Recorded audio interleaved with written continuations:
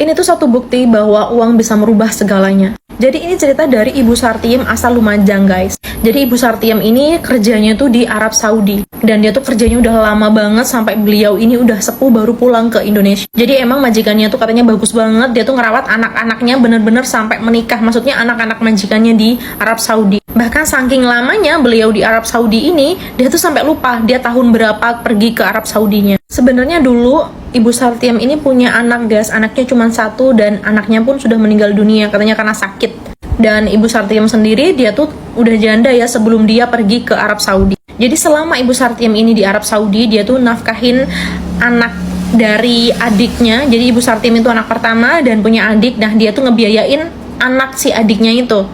Karena memang Ibu Sartiem sendiri kan gak punya anak, dia gak punya keluarga selain dari adik-adiknya. Jadi si keponakannya tuh bener-bener dibiayain dari sekolah sampai dia tuh kuliah dan juga lulus. Bahkan si keponakannya yang pertama, keponakan yang udah gede itu dia tuh jadi bidan, guys. Ibu Sartiem bilang bahkan dia tuh rumah untuk dia sendiri tuh gak ada. Jadi ada rumah dari adiknya itu karena adiknya tuh bilang nanti kalau misalnya pulang karena Ibu Sartiem gak punya rumah, mending pulang ke rumah adik. Makanya Ibu Sartiem tuh malah ngebangun rumah adiknya itu. Jadi dibangun sampai bagus banget katanya. Dan si majikannya ini karena bagusnya majikan ini sampai dia tuh bangun rumah dibantuin sama majikannya, guys. Dibeliin perabotannya tuh sampai dari kursi, lemari itu dibeliin sama majikannya. Bahkan sebenarnya ya Ibu Sartiem itu mau pulang ke Indonesia sama anak-anak majikan itu bener-bener ditangisin banget. Karena Ibu Sartiem ini yang ngerawat mereka dari kecil sampai bener-bener menikah. Jadi kayak keluarga sendiri. Sebenarnya gak dibolehin pulang, ditangisin banget.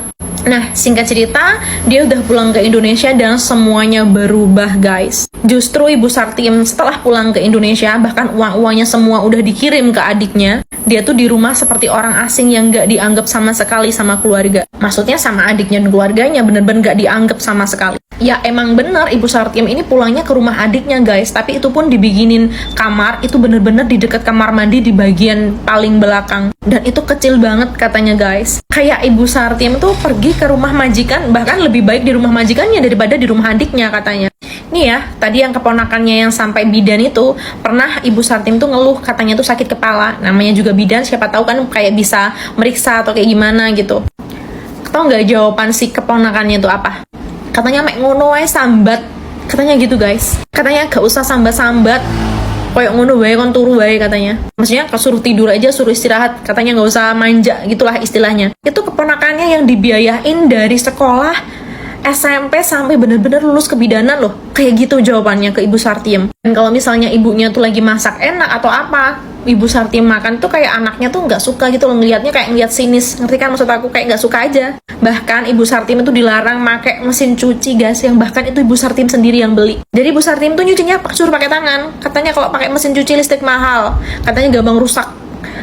Dan yang lebih parahnya, waktu Ibu Sartiem itu mau pulang ke Indonesia, dia tuh sempat kirim ke adiknya itu uang sebesar 35 juta. Dan sama Ibu Sartiem dipertanyain, itu uang kemana? Sekarang aku di rumah mau buat pegangan, katanya gitu. Masa dia bilang, ya uang ini tiga maem tiap hari, sama dek ini tuh butuh maem, katanya gitu, guys. Jadi uang itu katanya buat makan Ibu Sartiem. Ya istilahnya buat uang numpang gitu loh. Bahkan Ibu Sartiem tuh karena dia tuh kan pakai perhiasan, dan perhiasan itu pun katanya tuh dikasih sama majikannya waktu mau pulang, kayak apa ya, kayak tanda terima kasih gitu loh. Jadi kalung, gelang, cincin itu diberi sama anak-anaknya majikan. Dan memang kalau perhiasan dari Arab Saudi itu kebanyakan emas 99, guys, itu emas murni. Dan itu memang gede katanya, dan itu pun sempat mau diminta sama istri adiknya itu. Sebenarnya adiknya itu kan cowok, jadi sama adik iparnya mau diminta. Katanya bilangnya wis tuwek, gak pantas nggak perhiasan, katanya gitu, guys. Ya tapi sama Ibu Sartiem gak dikasih lah. Orang yang uang 35 juta aja ditanyain gak dikasih, takutnya masih dijual, dia gak ada tabungan sama sekali. Dan sebab itu katanya tuh adik iparnya tuh banyak banget masalah gitu loh. Kayak sering ngomong katanya di kamar mandi tuh bau lah, yang katanya kotor apa-apa kayak gitu, guys. Padahal nih sekali lagi rumah itu yang bangun Ibu Sartiem. Bahkan perabotan di situ itu separuhnya dibeliin sama majikannya Ibu Sartiem di Arab Saudi. Pokoknya Ibu Sartiem tuh dibuat nggak betah di rumah itu, dibuat nggak, kadang tuh nggak ditanyain loh. Pernah Ibu Sartiem tuh katanya disatru itu apa ya, didiemin, nggak diajak ngobrol itu lebih dari sebulan, bener-bener dibiarin aja. Sampai katanya Ibu Sartiem itu mau makan aja takut, nggak enak gitu loh. Katanya sempat ngomong sama tetangganya sebelah rumah, tuh bilang, katanya beras larang, masak segini, beras segini udah habis gini-gini. Pokoknya kayak nyindir Ibu Sartiem itu gara-gara numpang, semua kebutuhan jadi banyak, kayak gitu guys. Ya pada akhirnya Ibu Sartiem nggak kerasan, nggak bisa hidup di situ, dan akhirnya dia tuh ikut ponakan yang lain, nggak tahu itu kayaknya dulur gitu loh. Pokoknya dia bilangnya cuman dia ikut sama dulurnya, sama saudaranya di daerah Jember. Ya udah, sampai sekarang Ibu Sartiem hidup sama itu sama saudaranya itu di daerah Jember. Jadi malah nggak sama adiknya. Jadi sekarang tuh malah beliau itu hidup dengan saudara yang bahkan nggak pernah dibantu sama sekali.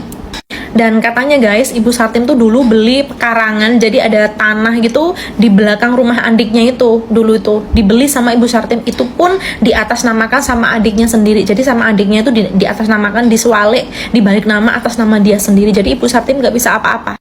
Bahkan kalau kalian tanya perangkat desa emang diem, enggak. Perangkat desa udah berusaha mediasi tapi tetap nggak ada hasil. Kayak adik iparnya tuh mencak-mencak, gimana sih, kayak marah-marah gitu loh. Pokoknya nggak ada hasilnya sama sekali.